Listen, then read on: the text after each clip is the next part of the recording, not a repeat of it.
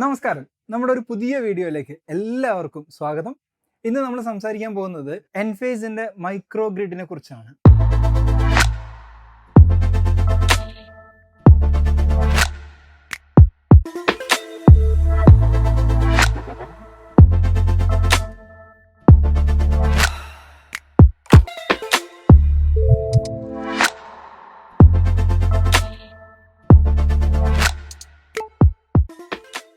നമ്മളെല്ലാവരും hybrid system, battery, storage ഇങ്ങനെയുള്ള കാര്യങ്ങളെക്കുറിച്ചൊക്കെ ചർച്ച ചെയ്യുന്നുണ്ട്, പ്രത്യേകിച്ച് നമ്മുടെ പുതിയ റെഗുലേഷൻ്റെ കാര്യങ്ങളുടെ കോണ്ടെക്സ്റ്റിൽ.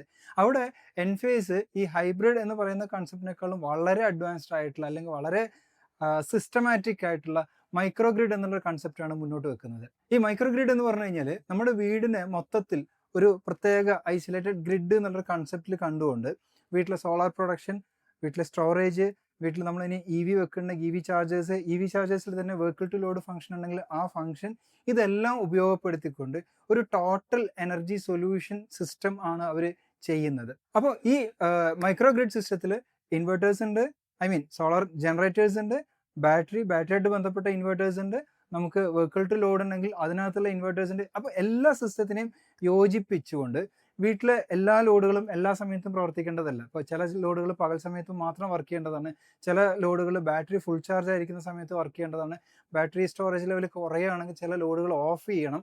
അപ്പോൾ ഇങ്ങനെയുള്ള എല്ലാ കാര്യങ്ങളും വളരെ സമഗ്രമായി നിയന്ത്രിക്കുന്ന ഒരു ഒരു ആശയമാണ് ഈ മൈക്രോ ഗ്രിഡിനകത്തുള്ളത്. ഈ മൈക്രോ ഗ്രിഡിൻ്റെ ഹൃദയഭാഗം എന്ന് പറയുന്നത് IQ സിസ്റ്റം കൺട്രോളർ എന്ന് പറയുന്ന ഒരു സംവിധാനമാണ്. അത് കാഴ്ചയിൽ നമ്മുടെ ഒരു വീട്ടിലെ ഡിസ്ട്രിബ്യൂഷൻ ബോർഡ് DBA പോലെയാണ് ഉണ്ടാവുക. അപ്പം നമ്മുടെ IQ സിസ്റ്റം കൺട്രോളർ എന്താണ്, എങ്ങനെയാണ് എന്നുള്ള കാര്യം നമുക്ക് ആദ്യം മനസ്സിലാക്കാം. നമുക്ക് IQ സിസ്റ്റം കൺട്രോളറിനെ കുറിച്ച് പറഞ്ഞു തരാൻ വേണ്ടിയിട്ട് ശ്രീ ശരവണൻ നമ്മുടെ കൂടെ ഉണ്ട്. എൻഫേസിൻ്റെ ഫീൽഡ് ആപ്ലിക്കേഷൻ എഞ്ചിനീയറിംഗ് ഡിവിഷൻ്റെ സീനിയർ മാനേജറാണ് അദ്ദേഹം. നമുക്ക് അദ്ദേഹം പറയുന്നത് എന്താണെന്നുള്ളത് കേൾക്കാം. അപ്പോൾ നമുക്ക് നമ്മുടെ കയ്യിലുള്ളത് എൻഫേസിൻ്റെ IQ സിസ്റ്റം കൺട്രോളറാണ്. നമുക്ക് ഈ സാധനം എക്സ്പ്ലെയിൻ ചെയ്യാൻ വേണ്ടി നമ്മുടെ കൂടെ ഉള്ളത് എൻഫേസിൻ്റെ senior manager field application engineering ആണ്, Saravanan. Hi. Yeah. Nice to meet you. Sharon, can you just explain me about this product so I can do the translation so everyone can understand? So the product what you are seeing here is the IQ system controller. So basically it helps to integrate your entire home grid supply and backup load, your PV circuit all together into the one box. Also we can add the battery. We can add up to 4 batteries. Also if you want to have more energy, we can add more batteries and we can do the power curtailment to meet your more backup requirement. So basically if you look at this system controller, it have the front end door. So when you open the front door, you can see there is a integrated gateway. Gateway is basically the monitoring and communication device. It collects the data from the site and it will send to the cloud. And also we have the data logger. It will try to. So we don't need to use this Wi-Fi. So basically we have the cell modem. So it will provide you it will act as the secondary data internet provider to your system. Then in the bottom what you are seeing here, there will be the dedicated space to mount the breaker. You can see inside there is a DIN rail. We have the space to mount the different kind of circuit breakers. So we will have the battery next to your system controller, or you can keep near to the any places. So we have to run the power cable from your battery. It has to go to the inside of the system controller through the circuit breaker. You have to provide the proper circuit breaker to take care of your overcurrent and short circuit protection. And also when you have the PV system installed on the roof, you will have the micro inverters on the roof. You will run the AC cables. The AC cables will be connected into the same system controller. Also when we have the load in your home, whichever the load, essential load you wanted to back up, we can connect and we can connect into the system controller board. So we can power up the either entire home, or if you have some inductive load or heavy load, we can connect into the non-backup loads. So this is the quick overview about this product. So the entire KCB supply has to come here. Yeah. And we have built-in an Envoy. Yes. We have additional communication device for that connectivity. The earlier name was Envoy. Recently we changed it into the IQ Gateway. You used to call us the IQ Gateway. And we have this IQ Relay also here. Yeah. Basically this IQ Relay we learned from Indian market grid condition. Accordingly it has to be designed. Basically it will take care of your swell protection. That is a different kind of protection in the market, right? So this will act as the swell protection. So what it will do, it will provide you the swell protection to your system controller. Okay. So I think you can understand some bits of Malayalam, right? Yeah. You're basically from Tamil. Yes, correct. Yeah. So I'll translate entire thing in my own way. Yeah. So if there is any mistake, you just correct me. Sure. Okay. ഈ control സിസ്റ്റത്തിലേക്ക് നമ്മുടെ വീട്ടിലേക്കുള്ള എല്ലാ സപ്ലൈയും നമുക്ക് ഈ control സിസ്റ്റത്തിലേക്കാണ് വരുന്നത്. അപ്പോൾ ഈ കൺട്രോൾ സിസ്റ്റത്തിൽ നമ്മൾ KCB സപ്ലൈ കൊടുക്കണം. അതേപോലെ തന്നെ നമ്മൾ മുകളിൽ നമ്മൾ എൻഫേസ് സിസ്റ്റംസ് ആയിരിക്കണം. എൻഫേസിൻ്റെ അത് IQ7A ആയാലും ശരി, IQ8P ആയാലും ശരി, എൻഫേസിൻ്റെ ഏത് സിസ്റ്റം ആയി കഴിഞ്ഞാലും നമുക്കിതിൽ സപ്പോർട്ട് ചെയ്യും. ആ സോളാർ സിസ്റ്റത്തിൽ നിന്നുള്ള പവർ കംപ്ലീറ്റ് നമുക്ക് ഇവിടത്തേക്ക് കൊണ്ടുവരുന്നു. അതുപോലെ തന്നെ നമ്മുടെ AC ബാറ്ററി നമ്മൾ ഇതിലേക്കാണ് കണക്ട് ചെയ്യുന്നത്. പിന്നെ എൻഫേസ് ചെയ്യുന്ന ആളുകൾക്ക് അറിയാം, ഇതിൻ്റെ കൂടെ നമുക്ക് നേരത്തെ നമ്മൾ ഓൺവോയ് എന്ന് പറയുന്ന പ്രോഡക്റ്റിനെ നമ്മളിപ്പോൾ IQ ഗേറ്റ്വേ എന്നാണ് വിളിക്കുന്നത്. IQ ഗേറ്റ്വേ ഇതിനകത്ത് വരുന്നുണ്ട്. അതുപോലെ തന്നെ ഇപ്പോൾ നമ്മൾ പ്രൊട്ടക്ഷന് വേണ്ടിയിട്ട് പുതുതായിട്ടൊരു സിസ്റ്റം ഇൻട്രൊഡ്യൂസ് ചെയ്തിട്ടുണ്ട്, IQ റിലേ. അതായത് ഓവർ വോൾട്ടേജും ഫ്ലക്ച്വേഷൻസും ബാക്കിയുള്ള കാര്യങ്ങൾ വന്നു കഴിഞ്ഞാൽ നമ്മുടെ ഡിവൈസ് കേടാവാതിരിക്കാൻ വേണ്ടിയിട്ട് ഇൻട്രൊഡ്യൂസ് ചെയ്തിട്ടുള്ളൊരു ഡിവൈസാണ്. അത് ഇതിനകത്ത് ബിൽറ്റിൻ ആയിട്ട് വരും. Sorry, one small correction here. So this over voltage, under voltage, over frequency and all will be taken care by the relay. We used to call as the MID, microgrid interconnection device, which will provide you the seamless output or near seamless output. Okay. Grid fluctuations. So we will not observe the grid fluctuation. It will react within 120 milliseconds. Okay. It is nothing. So you won't feel that. Oh, there will not be any fluctuation. Yes, correct. Yeah. If there is any grid fluctuation, that will be absorbed by this. Yeah, it will take care of it. You will see that there is a microgrid interconnection device. It will take care of your on-grid to off-grid or off-grid to on-grid on the seamless transaction type. Okay. അപ്പോൾ നമ്മുടെ KCB ഗ്രിഡിൽ എന്ത് fluctuation വന്നു കഴിഞ്ഞാലും അത് ഇവിടെ address ചെയ്തിരിക്കും. അപ്പം then what is the role of this IQ relay? So IQ relay, basically what happens, it will provide you the swell protection. Swell is there will be the momentary high voltage. It's happen within that surge. It's not the surge. In term, if you go to the more technical, swell is different and surge is different. Okay. Swell voltage is actually, if you look at our system controller, right, our MID device, it will take care of your voltage whenever goes beyond 276 volt. Okay. But the what voltage we are calling as a swell is, if you observe there is some line to line short happen, immediately we can expect some voltage beyond 430 volt. Okay. For protecting that, we are providing the additional circuiting for that. അതായത് നമ്മുടെ ലൈനിൽ വലിയ വോൾട്ടേജുകളോ വലിയ എന്തെങ്കിലും power പ്രശ്നങ്ങളോ വന്നു കഴിഞ്ഞാൽ അത് നമുക്കിവിടെ അഡ്രസ് ചെയ്യും. അതല്ലാതെ വോൾട്ടേജ് ഫ്ലക്ച്വേഷൻസ് കംപ്ലീറ്റ് ഇതിനകത്തുള്ളൊരു ഡിവൈസ് അഡ്രസ് ചെയ്യും.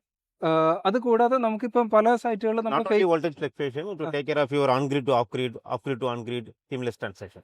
അതായത് നമ്മൾ KCB സപ്ലൈ പോയി കഴിഞ്ഞാൽ ബാറ്ററിയിലേക്ക് സ്വിച്ച് ചെയ്യുന്നതും തിരിച്ച് ഗ്രിഡിലേക്ക് സ്വിച്ച് ചെയ്യുന്നതും എല്ലാ കൺട്രോൾസും ഇവിടെ തന്നെയാണ് ചെയ്യുന്നത്. ഇനി അത് കൂടാതെ നമുക്ക് പല സൈറ്റുകളിൽ നമ്മൾ ഫേസ് ചെയ്യുന്ന ഒരു പ്രശ്നം എന്ന് പറയുന്നത് ഇന്റർനെറ്റ് കണക്ടിവിറ്റി ആണ്. അപ്പോൾ ആ ഇന്റർനെറ്റ് കണക്ടിവിറ്റി അഡ്രസ് ചെയ്യാൻ വേണ്ടിയിട്ട് ഇതിനകത്ത് ബിൽറ്റ് ഇൻ eSIM ഉണ്ട്. Yeah, it have the eSIM. So what you will do, you should have your LAN or Ethernet or Wi-Fi signal that will act as your primary source. In addition to that, you are providing the 5-year data pack with your eSIM. Okay. അതായത് നമുക്ക് wifi already ഉണ്ടായിരിക്കണം. Wifi കൂടാതെ ഇതൊരു secondary data connection source ആയിട്ട് നിൽക്കും. അപ്പം പലപ്പോഴും നമ്മുടെ പല സൈറ്റുകളിൽ സംഭവിക്കുന്ന പറഞ്ഞു കഴിഞ്ഞാൽ ഇപ്പോൾ കസ്റ്റമർ ലൊക്കേഷനിൽ ഇല്ലെങ്കിൽ ഇന്റർനെറ്റ് മെയിൻറ്റെയിൻ ചെയ്യുന്നുണ്ടാവില്ല. അപ്പോൾ നമുക്ക് കണക്ടിവിറ്റി നഷ്ടപ്പെടും. അങ്ങനെയുള്ള കേസിൽ നമുക്ക് സെക്കൻഡറി കണക്ടിവിറ്റി ഈ ഒരു ഡിവൈസ് നമുക്ക് ഓഫർ ചെയ്യും. അതുകൊണ്ട് നമുക്ക് കിട്ടുന്ന ഒരു കാര്യം എന്താണെന്ന് വെച്ച് കഴിഞ്ഞാൽ നമ്മുടെ 24/7 360 ഡേയ്സ് നമുക്ക് ബാറ്ററി എന്നുള്ളതും പ്ലാന്റ് എന്നുള്ളതുമായ എല്ലാ ഡാറ്റയും നമുക്ക് നമ്മുടെ ഫോണിൽ കിട്ടും. In terms of the mechanical configuration, if you want to mount the system controller into the wall, so basically you can see here the weight of the product is something around 12 kg. Also you can see there is slotted holes on top of the frame and bottom of the frame, so we can directly fix into the wall. അപ്പോൾ ഇത് നമുക്കൊരു വാൾ mounting device ആയിട്ടാണ് വരുന്നത്. ഇത് ചുമരിൽ നമുക്ക് തൂക്കാനായിട്ട് ഇവിടെ hook ഉണ്ട്, താഴെ ഇതിനൊരു സ്ലോട്ട് ഉണ്ട്. അപ്പോൾ അത് രണ്ട് വെച്ചിട്ട് നമുക്ക് ഇത് ഹാങ് ചെയ്യാം. 12 കിലോ ആണ് വെയിറ്റ് വരുന്നത്. 12 കിലോ ആണ് വെയിറ്റ് വരുന്നത്. അപ്പോൾ ഇത് നമ്മുടെ ചുമരിൻ്റെ മുകളിൽ നല്ല ഭംഗിയായിട്ട് ഈ സാധനം നിൽക്കും. ഇത് IP55 ആണ്. അതുകൊണ്ടെന്ന് വെച്ച് കഴിഞ്ഞാൽ ഡയറക്റ്റ് ആയിട്ട് ഇതിൽ വെള്ളം ഒഴിക്കുക അങ്ങനെയുള്ള കാര്യങ്ങൾ വന്നു കഴിഞ്ഞാൽ നമുക്ക് ബുദ്ധിമുട്ടായിരിക്കും. പക്ഷേ പൊടിയോ അല്ലെങ്കിൽ മറ്റു പ്രശ്നങ്ങളോ ഉറുമ്പ് ചെതൽ ഈ സാധനങ്ങളൊന്നും ഇതിനകത്ത് കയറാനുള്ള ഒരു സാധ്യതയില്ല. അപ്പോൾ നമ്മുടെ എൻഫേസിൻ്റെ സിസ്റ്റം കൺട്രോളർ എന്താണ്, അതിൻ്റെ കണക്ഷൻസ് എങ്ങനെയാണ്, അതിൻ്റെ പ്രവർത്തനം എങ്ങനെയാണെന്നുള്ളതിനെക്കുറിച്ച് ശരവൺ വളരെ വിശദമായിട്ട് നമുക്ക് പറഞ്ഞു തന്നിട്ടുണ്ട്. എനിക്ക് തോന്നുന്നു എല്ലാവർക്കും അത് മനസ്സിലായിട്ടുണ്ട്. ഇംഗ്ലീഷിലാണെങ്കിൽ കൂടി വളരെ സിമ്പിൾ ആയിട്ടാണ് ശരവൺ അത് പറഞ്ഞു തന്നിട്ടുള്ളത്. ഇതിൽ നമ്മൾ ശ്രദ്ധിക്കേണ്ട ഒരു പ്രധാനപ്പെട്ട കാര്യം, കഴിഞ്ഞ ദിവസം നമ്മളൊരു മറ്റൊരു വീഡിയോയിൽ നമ്മൾ ഒരു ഫ്ലോട്ടിംഗ് ന്യൂട്രൽ എന്നുള്ളൊരു വാക്ക് പറഞ്ഞിട്ടുണ്ടായിരുന്നു. പ്രത്യേകിച്ച് നമ്മുടെ ഈ നോർമൽ ഹൈബ്രിഡ് സിസ്റ്റത്തിൽ ഈ ന്യൂട്രൽ വോൾട്ടേജ് ഷിഫ്റ്റ് വരാനുള്ള സാധ്യതകൾ വളരെ കൂടുതലാണ്. അത് പലപ്പോഴും നമ്മുടെ സെൻസിറ്റീവ് ആയിട്ടുള്ള എക്യുപ്മെൻറ്റ്സ് കേടാവാനുള്ളൊരു സാധ്യത ഉണ്ടാക്കുന്നുണ്ട്. അപ്പോൾ നമ്മുടെ ഈ IQ സിസ്റ്റം കൺട്രോളർ എത്ര മനോഹരമായിട്ടാണ് ഈ പറയുന്ന ഫ്ലോട്ടിംഗ് ന്യൂട്രൽ പ്രശ്നം പരിഹരിക്കുന്നതെന്നുള്ളത് കൂടി ഞാൻ ഒന്നുകൂടെ ഒന്ന് വിശദീകരിക്കാം. അതായത് നമ്മുടെ KCB ഗ്രിഡ് പോകുന്ന സമയത്ത് ഈ KCB ഗ്രിഡിലെ മൊത്തം കണക്ഷനെ നമ്മുടെ സിസ്റ്റത്തിൽ നിന്ന് ഐസൊലേറ്റ് ചെയ്യുകയും അത് കഴിഞ്ഞ് ഈ ന്യൂട്രലിനെ ഫിസിക്കലി തിരിച്ച് ഗ്രൗണ്ട് ചെയ്യുകയും ചെയ്തിട്ട്, അതായത് ഗ്രിഡ് എപ്പോഴാണോ വരുന്നത് ആ സമയത്ത് കണക്ഷൻ പഴയ പോലെയാവും. അതായത് KCB ന്യൂട്രലിലേക്ക് തന്നെ നമ്മുടെ ന്യൂട്രലിനെ കണക്ട് ചെയ്യും. അല്ലാത്ത സമയത്ത് നമുക്ക് ലോക്കലി ഇതിനെ ഗ്രൗണ്ട് ചെയ്യും. അപ്പോൾ ഈ സിസ്റ്റത്തിൻ്റെ ബാക്കിയുള്ള പ്രത്യേകിച്ച് നമുക്ക് ഈ ബാറ്ററി എങ്ങനെയാണ് വർക്ക് ചെയ്യുന്നത്, എന്തുകൊണ്ടാണ് ഇതിനെ AC ബാറ്ററി എന്ന് വിളിക്കുന്നത്, എന്തുകൊണ്ടാണ് ഈ ഹൈബ്രിഡ് എന്നുള്ള വാക്ക് എൻഫേസ് ഉപയോഗിക്കാത്തത്, എങ്ങനെയാണ് ഇതിനകത്ത് മറ്റ് സംവിധാനങ്ങൾ ഒരുക്കിയിരിക്കുന്നത്, ഈ കാര്യങ്ങളെക്കുറിച്ചൊക്കെ നമുക്ക് പറഞ്ഞു തരാൻ വേണ്ടിയിട്ട് എൻഫേസിന്റെ പ്രോഡക്റ്റ് ലൈൻ മാനേജർ ആയിട്ടുള്ള ശ്രീ സുരദീപ് ചക്രബർത്തി നമ്മുടെ കൂടെ ഉണ്ട്. നമുക്ക് സുരദീപ് പറയുന്നത് എന്താണെന്നുള്ളത് നമുക്ക് കേൾക്കാം.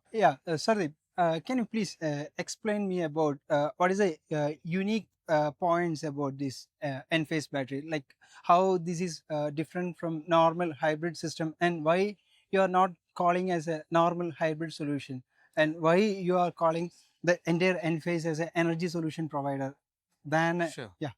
Sure. So yeah, thanks, Suraj. But the point is that this is a AC coupled solution. This battery is not a DC battery. People usually associate battery as only a DC device. It is an AC battery, which goes with our Enphase offering of a AC coupled solution.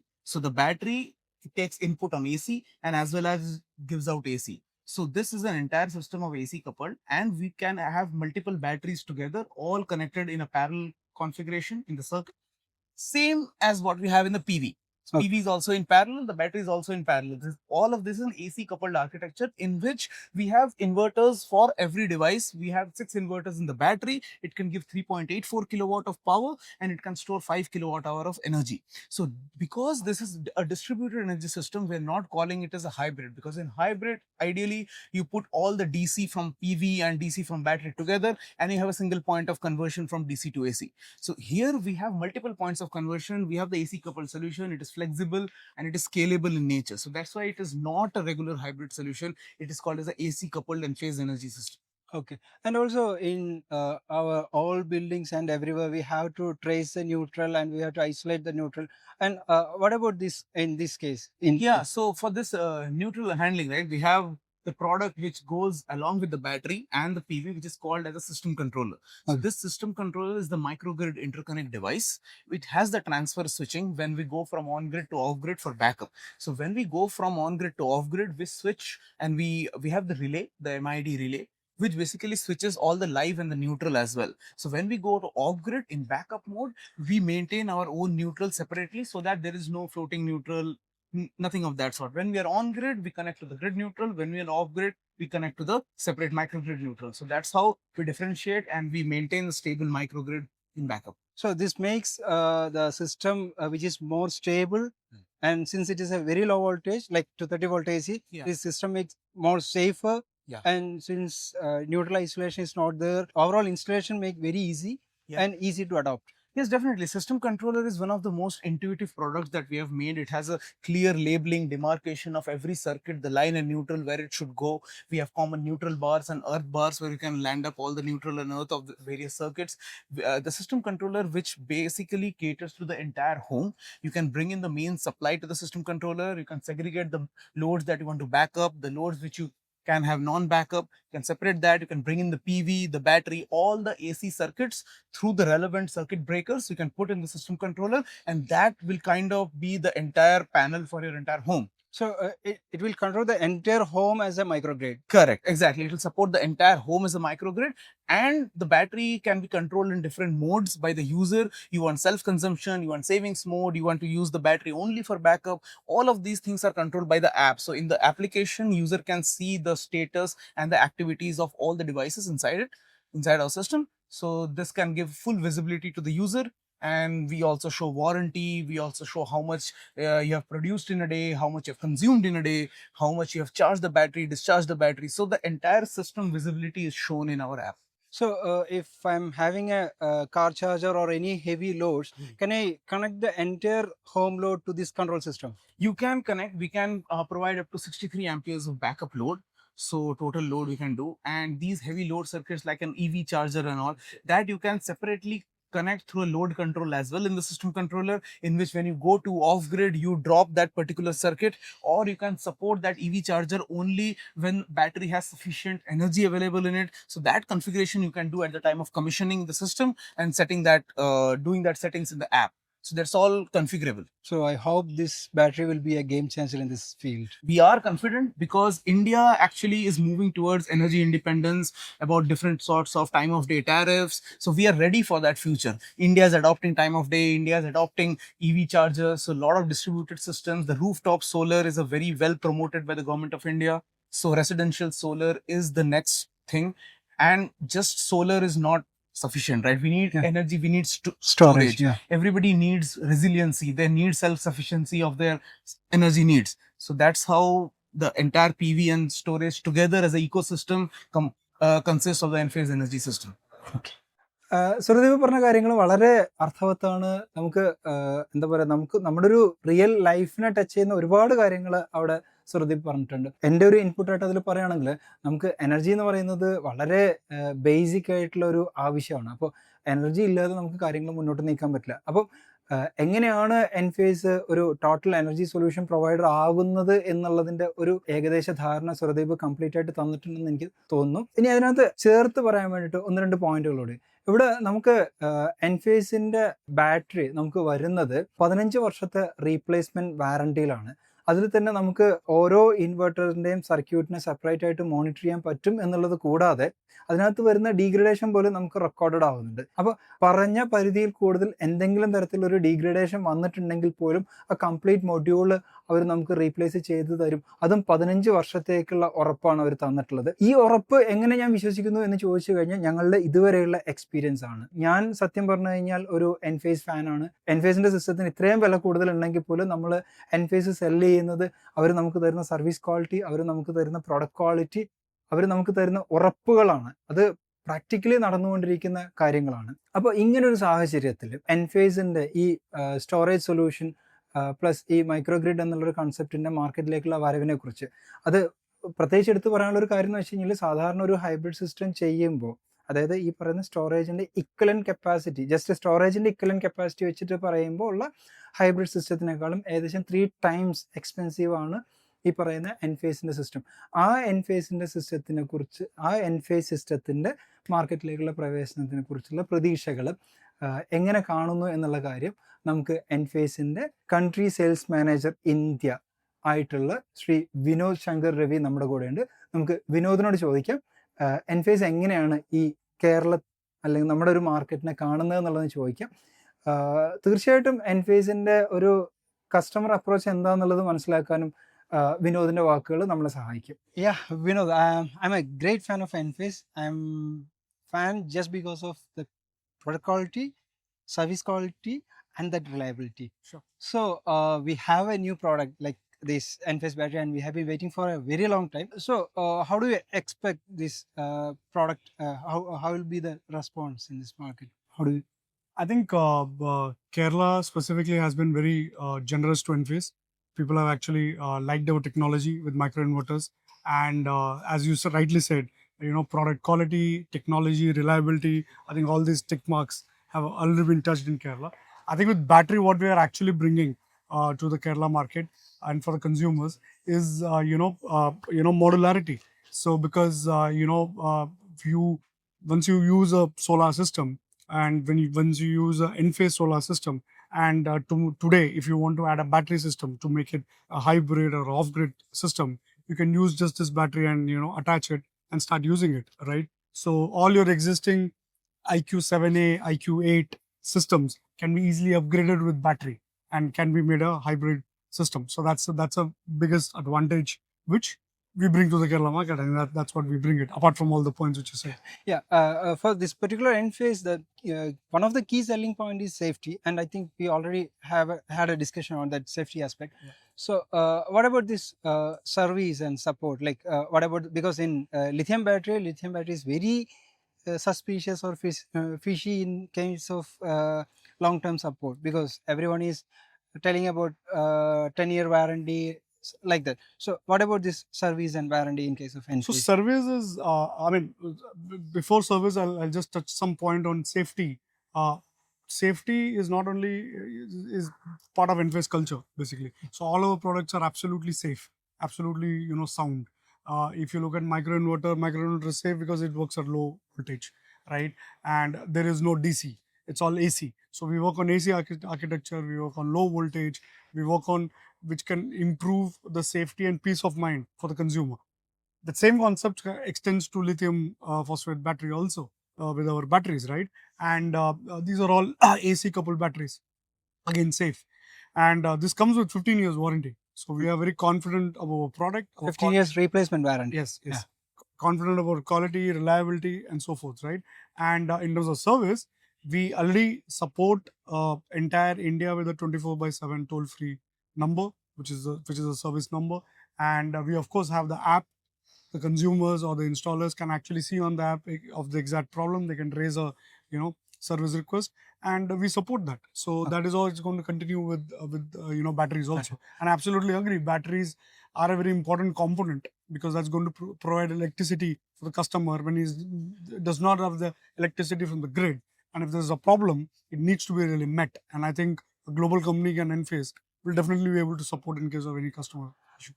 And the last thing, which is not least, regarding this training, because integrators needs always training, especially when we are dealing with battery and this kind of complex systems. So what about this training and how? Absolutely. So we believe in training. We have a strong culture again. We work closely with our installer partners. So we already have a microinverter training which happens every week on Friday, 1 week in English and 1 week in Hindi, right? Alternate weeks. And we'll have a battery training also integrated. We also have Enphase University. So it will be webinars. It will be webinars. It will be in-person. Interactive. Interactive trainings, webinar trainings. It could be, when we travel to a particular city, we could have a training like what we had today. It could be smaller trainings, 20, 30 people, 40 people. So we spend a lot of time, effort on training. So that's going to continue. I think I can also expect trainings in local languages also. Absolutely. Local languages also. Yeah. Sure. So thank you. അപ്പോൾ Enphase എങ്ങനെയാണ് നമ്മുടെ മാർക്കറ്റിനെ കാണുന്നത്, നമ്മൾ കസ്റ്റമേഴ്സിനെ എങ്ങനെ കാണുന്നത്, അതുപോലെ ഞങ്ങൾ ഉൾപ്പെടുന്ന എല്ലാവരും എൻഫേസിൻ്റെ ഇൻസ്റ്റാളർ പാർട്ട്നേഴ്സാണ്. അപ്പോൾ ഇൻസ്റ്റാളർ പാർട്ട്നേഴ്സിനെ എങ്ങനെ കാണുന്നു എന്നുള്ളതിനെ കുറിച്ചൊക്കെ ഒരു ധാരണ വിനോദ് തന്നിട്ടുണ്ട്. വിനോദ് പറഞ്ഞതിനകത്ത് 1-2 ചെറിയ പോയിന്റ് കൂടെ ആഡ് ചെയ്യാൻ വേണ്ടി പറയുകയാണ്. അത് വെച്ച് കഴിഞ്ഞാൽ എൻഫേസ് ഒരു തരത്തിൽ പറഞ്ഞു കഴിഞ്ഞാൽ പൂർണ്ണമായും കസ്റ്റമർ സെൻട്രിക് ആയിട്ടുള്ള ഒരു കമ്പനിയാണ്.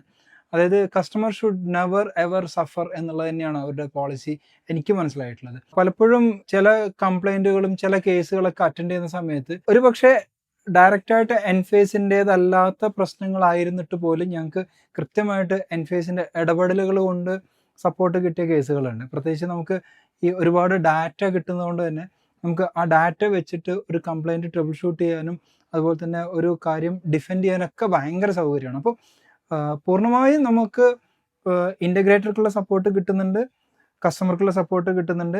ഇനി ഇൻ്റഗ്രേറ്റർ കസ്റ്റമർക്ക് സപ്പോർട്ട് കിട്ടുന്നില്ലെങ്കിൽ, അതായത് ഞങ്ങൾ നിങ്ങൾക്ക് കൃത്യമായിട്ട് സപ്പോർട്ട് തരുന്നില്ലെങ്കിൽ എൻഫേസിന് ഡയറക്റ്റായിട്ട് കംപ്ലൈൻറ്റ് എഴുതി കൊടുത്തു കഴിഞ്ഞാൽ അവർ ഞങ്ങൾക്കൊരു വാണിംഗ് തരും. ഞങ്ങൾ ആ വാണിംഗ് ഫോളോ ചെയ്തില്ലെങ്കിൽ ഞങ്ങളെ മറ്റ് വേറൊരു ഇൻ്റഗ്രേറ്റർ നിങ്ങൾക്ക് വേണ്ടി അവർ സർവീസ് പ്രൊവൈഡറായിട്ട് മാറ്റി തരികയും ചെയ്യും. ഇനി നമ്മൾ ഒരാളെ കൂടി പരിചയപ്പെടുത്താൻ വേണ്ടിയിട്ട് ബാക്കിയുണ്ട്. മറ്റാരുമല്ല, അത് നമ്മുടെ സപ്ലയർ ആയിട്ടുള്ള നമ്മൾ എൻഫേസിൻ്റെ പ്രോഡക്റ്റുകൾ ഏറ്റവും കൂടുതൽ എടുക്കുന്നത് ആക്സിസ് പവർ എന്നുള്ള ഒരു കമ്പനിയിൽ നിന്നാണ്. നമ്മുടെ കേരളത്തിൽ നിന്നുള്ള സ്ഥാപനമാണ്. എൻഫേസിന് റെക്കഗ്നൈസ്ഡ് ആയിട്ടുള്ള ഏകദേശം 4ഓളം സ്ഥാപനങ്ങളാണ് ഡയറക്റ്റ് സപ്ലയേഴ്സ് ആയിട്ടുള്ളത്. അതിൽ കേരളത്തിൽ നിന്നുള്ള സപ്ലയറാണ് ആക്സിസ് പവർ. ആക്സിസ് പവറിന് ഞാൻ മനസ്സിലാക്കിയിട്ടുള്ള ഒരു പ്രത്യേകത വെച്ച് കഴിഞ്ഞാൽ നമ്മൾ ഇൻ്റഗ്രേറ്റേഴ്സിന് വേണ്ടി സെപ്പറേറ്റ് ആയിട്ടൊരു സർവീസ് നെറ്റ്വർക്ക് കൂടി അവർ മെയിൻറ്റെയിൻ ചെയ്യുന്നുണ്ട്. എനിവേ, ആക്സിസിൻ്റെ MD സഫീർ എൻ്റെ ഒരു സുഹൃത്തും കൂടിയാണ്. അപ്പോൾ ഇതിനകത്ത് ഈ എൻഫേസ് എന്നുള്ളൊരു മാർക്കറ്റിൽ അല്ലെങ്കിൽ ഈ ഒരു സെഗ്മെൻറ്റിലേക്ക് കടന്നു വരാൻ സഫീറിനെ ധൈര്യപ്പെടുത്തുന്നത്, കാരണം എടുത്തു പറയാനുള്ള കാര്യം എന്ന് പറഞ്ഞാൽ നേരത്തെ പറഞ്ഞു, എൻഫേസിൻ്റെ പ്രൊഡക്റ്റുകൾക്ക് ബാക്കിയുള്ള പ്രൊഡക്റ്റിനെ അപേക്ഷിച്ച് വില വളരെ കൂടുതലാണ്. അപ്പോൾ ഇത്രയും വില കൂടിയ ഒരു പ്രൊഡക്റ്റുകൾ എടുത്ത് സ്റ്റോക്ക് ചെയ്യാനും അത് സെല് ചെയ്യാനുള്ള ധൈര്യം സഫീറിന് എങ്ങനെ കിട്ടി, അല്ലെങ്കിൽ സഫീർ എന്തുകൊണ്ടാണ് ഈ ഒരു പ്രോഡക്റ്റ് പുഷ് ചെയ്യുന്നത് എന്നുള്ളത് നമുക്ക് സഫീറിനോട് തന്നെ നമുക്ക് ചോദിക്കാം. നമുക്ക് സഫീറിൻ്റെ വാക്കുകൾ കേൾക്കാം. സഫീർ നമ്മുടെ സപ്ലയർ ആക്സിസ് പവറിൻ്റെ MD ആണ്. അപ്പോൾ എനിക്ക് സഫീറിൻ്റെ അടുത്തുള്ളൊരു സംശയം, ഇപ്പോൾ നമ്മൾ എൻഫേസിന് ഇത്രയും കാലം ഒരു ഹൈബ്രിഡ് സൊല്യൂഷൻ എന്ന് പറയുന്നത് ഉണ്ടായിരുന്നില്ല. നമ്മൾ മിക്കവാറും മറ്റ് ഇൻവെർട്ടേഴ്സിൻ്റെ AC കപ്പിൾ സൊല്യൂഷനായിട്ടാണ് എൻഫേസ് ചെയ്തുകൊണ്ടിരുന്നത്. ഇപ്പോൾ നമുക്ക് എൻഫേസിന് ഒരു battery solution, AC battery solution വന്നിട്ടുണ്ട്.